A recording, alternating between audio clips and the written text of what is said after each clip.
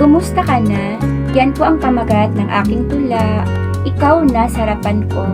Kumusta ka naman ngayon? Anong pinagkakaabalan mo? Ikaw ba ay kumain na? Nakapag-dinner ka na ba? Pakinggan mo po ang mensahe ng aking tula. Kumusta ka na? Kumusta ka na? Simpleng mga kataga.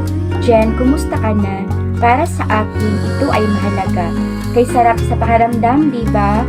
Na maalala tayo ng iba, lalo kapag busy tayo, then may biglang magtatanong sa atin ng ganito. Nowadays, the words kumusta ka na ay parang katumbas na rin ng salitang mahal kita. Bakit? Dahil naglaan siya ng oras na tanungin ka upang malaman ang kalagayan mo, di ba? Sumasang-ayon ka ba?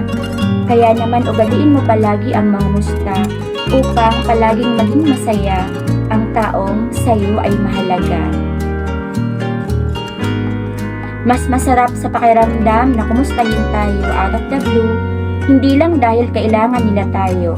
Sa halip na miss nila tayo, nakikita nilang ating significant value. Parang eto pong kantang ito, kumusta ka aking mahal?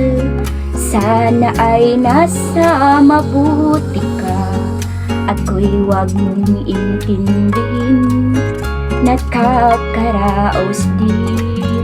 Alam nyo ba yan? So pakinggan nyo po ang mensahe ng video kong ito. Ano nga ba ang moral lesson na gusto ko pong iparting sa inyong lahat? Once again, kumusta ka na? How are you today? I hope you are doing well. Moral lesson, saying or asking the words how are you or kumusta ka na is very important nowadays. Why?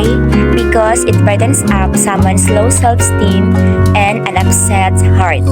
As much as possible, be passionate or affectionate in words and actions, diba? Napakasarap sa pakiramdam yung palagi po nating kukumustahin ang isang tao.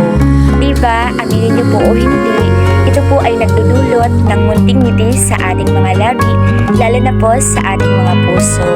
Nawa po ay nagustuhan niyo ang mensahe ng video ko ito. Minsan pa ay tatanungin kita, ikaw na nasa harapan ko, kumusta ka na? Nawa ay nasa maayos kang kalagayan sa mga oras na ito. Palagi mong iingatan ang iyong sarili, lalo na po ang iyong mental and emotional health. Diba napakahalaga yan sa panahon ngayon? Palagi mo ding tatandaan, you are valued, your life is significant. Okay? Palagi mo yang ilalagay sa iyong puso at isipan. Nawa po ay makatulog tayong lahat ng may ngiti sa ating mga puso. Hanggang dito na lang po muna. Ingat po kayo palagi ha.